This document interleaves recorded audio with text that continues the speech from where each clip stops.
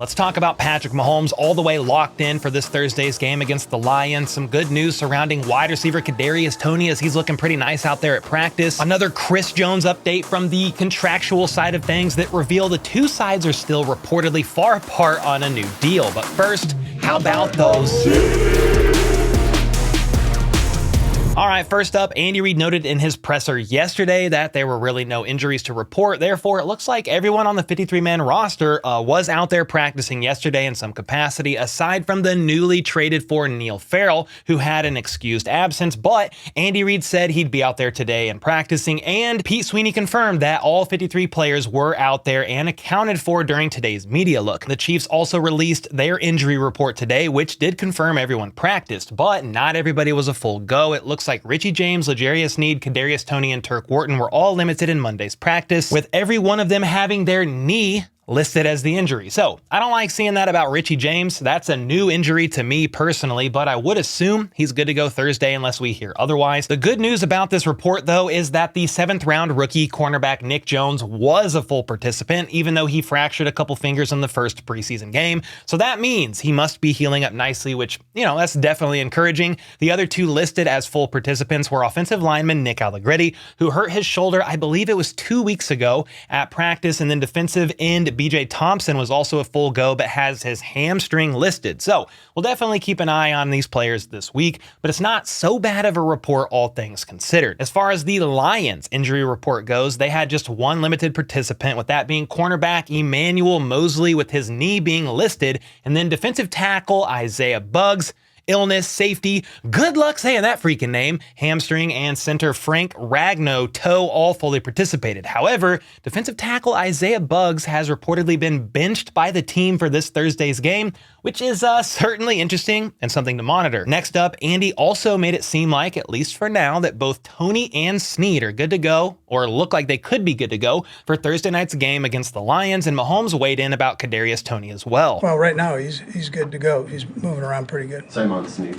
Yeah. Mm-hmm. I mean, we'll take it day by day, but right now, I tell you, they're good to go. He's done a great job in the practices that he's been in so far, and I'm looking forward to him continue to step up and be even better and be more like his normal self, which, honestly, going out there the first day and first few days and seeing him, he looks like KT. He practiced the other day fast, and he'll get in there today and do the same thing, and then we'll just take it day by day. Make sure he's feeling all right. And I tell you the same thing with Sneed. Same deal. We're just going to play it by ear. So while the news seems positive for both Sneed and Toney, they're going to take it day by day with each of them. And personally, I'm more optimistic that Sneed plays over Toney, though Toney was seen out at practice both yesterday and today, and he looks to be moving around really well out there, almost seemingly unhindered in the limited movements that were shown. Chiefs offensive coordinator Matt Nagy said Toney came back looking like he's in shape, some even saying he looks like he's bulked up, he's locked in with the playbook, and now they will be letting the flow of the game dictate how they're going to use him and what they're going to do with him. So he maybe made it seem like Toney will indeed dress out Thursday, though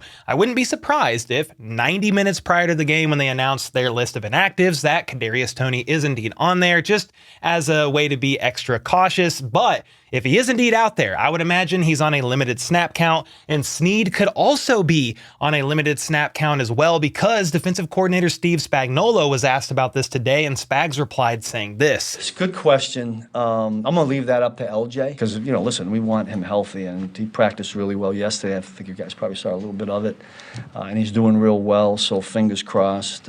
But when he's out there, he makes a difference. Well, yes, he definitely does make a difference. So hopefully he's good to go this Thursday in at least some capacity. And if he's not, I will then officially be worried about Sneed's knee that has been bothering him since last year's postseason run. I think everybody else should be good to go out there, including defensive tackle Turk Wharton, who recently came off the PUP list and saw some playing time for the first time this preseason in the finale game against the Stains, though of course he was listed as a limited participant in today's practice, so I guess we shall see. And speaking of defensive tackles, the newly traded for defensive tackle from the Raiders in Neil Ferris could potentially be out there on Thursday working into the rotation of guys that the Chiefs have, though the coaches didn't seem 1,000% positive or anything like that just yet, because he basically just got into town and even missed yesterday's practice. And trust me, we will talk about another defensive tackle here in a bit, but first, we got a couple of announcements from special teams coordinator Dave Toub that are worth talking about. For starters, it seems he changed his tune about fair catches on kickoffs with the new rule that states if you fair catch a ball anywhere behind the 25, you get the ball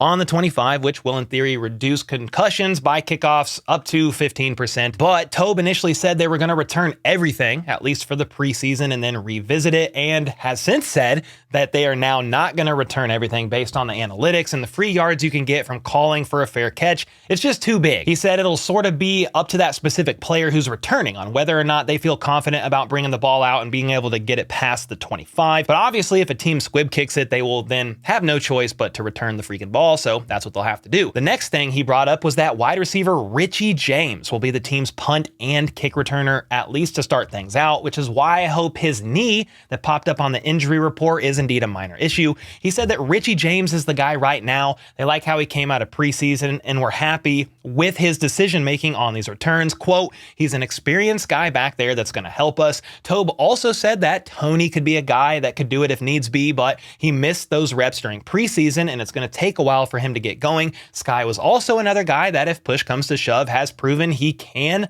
return punts as well, specifically late last season in the AFC Championship game. He had a banger of a punt return, but Richie is solid. He's done it, and it's comforting to know, per the words of Dave Toub, quote, he's the guy. Matt Nagy also weighed in on Richie James today, saying he already has a great knowledge of the offense. He trusts him and his talent, which you could see in the preseason, and you could also see the experience he brings with him as well. Another receiver he mentioned was the rookie Rashee Rice, who dropped 4 passes this past preseason, but Nagy said he is not concerned about that one bit. It's not a concern because we see what he does in practice with the great catches that he makes in practice. And if you start getting down on somebody or start worrying about the drops or this or that, it can become a bigger problem, and we're not concerned the least bit. We have a lot of trust in him. And speaking of not being concerned, or at least not as concerned as he was last year, Dave Toub shared he feels better this year overall when looking at the special teams unit as a whole compared to the year prior, at least right now at the beginning of the season. He noted that heavy hitters like Leo Chanel and Jack Cochran are back, and then both Jalen Watson and Joshua Williams are going to be the gunners, at least for now. Toub said they are both long, fast, tough, and experienced guys that know how to tackle. He likes them on all phases of special teams, and they're going to count on those guys heavily this year. Spags spoke about both of them as well, saying Josh and Jalen will still be out there on a rotation on defense to give them both plenty of reps, especially in case of injuries down the line. And he will take comfort in the fact that they both have had snaps, which says to me that at least for right now, neither of them have really locked up that cornerback 3 spot behind Sneed and Trent McDuffie, though if Sneed isn't a full go to start the season off anyway, they will both be seeing some time on the field. No doubt about it. And then tight end Travis Kelce, tight end 1 of the entire league, spoke to the media today as well, forgetting at first that he wasn't on his own podcast and therefore he couldn't cuss. I remember thinking in my head, I was like, this is a lot for the first game of the next season. Oh, excuse my language. I'm thinking I'm on my podcast right now. But all curse words aside, Kelce said he's feeling as ready as he can possibly be physically heading into the season, saying it's the best he's going to feel all year long.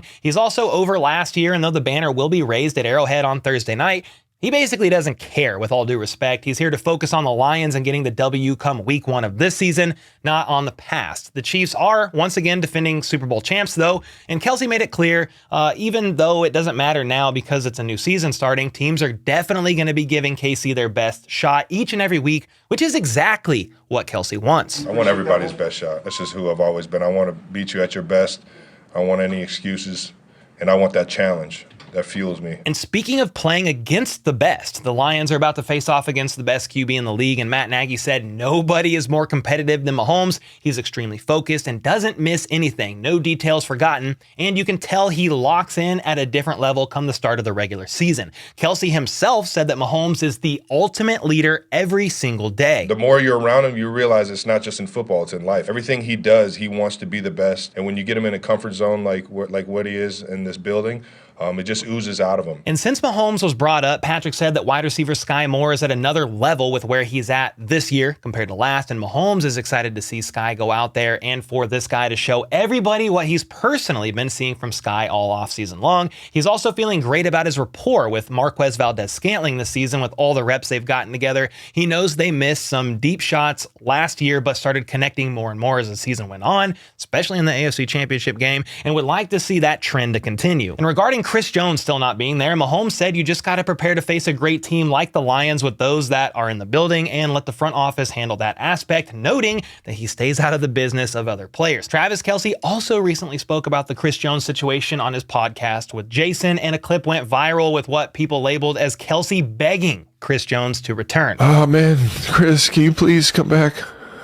You're really scaring me, man. You must know something that I don't know, because I just don't get it. I really want to get another Super Bowl ring with you, brother. This is me bargaining you to just come back and play football for the Chiefs. Please, we need you. And Kelce actually elaborated on that clip a bit today in his presser, giving a more serious answer and bringing some context. I was more so just trying to have some fun with talking about the situation. At the end of the day, you know, Chris has his situation, he has his reasons, and it ain't none of my business. I'm trying to win football games, and hopefully we can get him back as soon as possible, because I know how great of a player he really is. Well, we're already here, so let's keep the Chris Jones train rolling, because it was reported yesterday, to nobody's real surprise, by Ian Rappaport that Chris Jones, who is still holding out, isn't present and won't be at yesterday's practice, and also wasn't at today's practice either, with the two sides still not close to a deal, sources say. Well, I do not like that, Ian. I wish you had a better report to give. And when Andy Reid was asked if Chris Jones not being there ruled out the possibility of him still being able to play in Thursday's game against the Lions,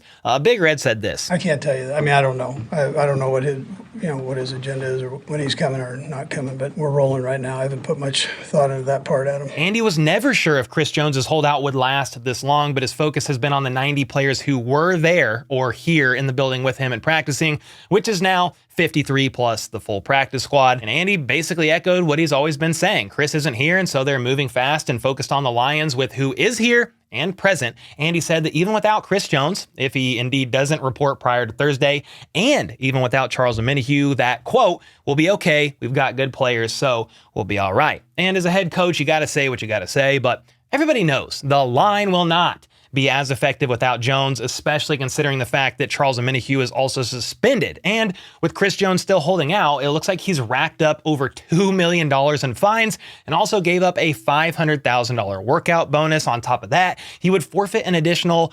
$1,083,333 for each regular season games that he sits out and misses. And this is why most people think he could return sooner rather than later, one way or another. Nate Taylor of The Athletic dropped an article today on the situation as well and said this, quote, according to a league source, the sticking point in negotiations between the Chiefs and Jones is less than $5 million in average annual salary in the proposed extension. The Chiefs believe their most recent offer to Jones is a strong one, an extension that would include more guaranteed money comparable to what Williams received from the Jets. Nick Wright is somebody else who spoke up on the contract details today as well on his show, and his numbers seem to match up with Nate's for the most part. He said the Chiefs and Chris Jones are about $9.5 million off on a 2-year deal, which is just over $4.5 million per year. And according to Nick Wright, the offer is a 2-year fully guaranteed extension. That's $27.25 million more per year tacked on to the end of his current deal that he's in the last year of, which honestly seems like a fair offer in my non-professional opinion. If you consider the second highest paid DT is Quinnen Williams and is averaging around $24 million per year. And this puts Chris halfway between that deal and Aaron Donald's contract, which is more of an outlier deal, or at least that's how people are viewing it, even other people around the league. And this latest offer from the Chiefs may very well be their last. A take it or leave it deal, if you will. On the other side of this, though, Chris Jones and company reportedly want 2 years, $64 million or $32 million a year, which is indeed higher than Aaron Donald's average and would make Chris the highest non-paid QB in the NFL if you factor in that new money and the average he would make per year. And so there we are. The Chiefs are a few days out from the first game of the regular season, hoping to repeat as Super Bowl champions. And we still don't even know if Chris Jones will end up taking the deal and returning, or if he will eventually just give up and return anyway with no new deal after he realizes the Chiefs aren't going to offer anything more. And we don't even know when he's going to return. So it's certainly a strange time here in KC with an ongoing situation that basically nobody anticipated would still be an issue this close to the regular season. And for now, the Chiefs are preparing to play without Chris Jones. And I guess that's where I want to get your thoughts. Do you think Chris Jones does indeed end up returning before Thursday? And if he does, is it with a new contract or without? Let me know your thoughts in the comments down below. And until next time, let's go. Let's freaking go. How about those?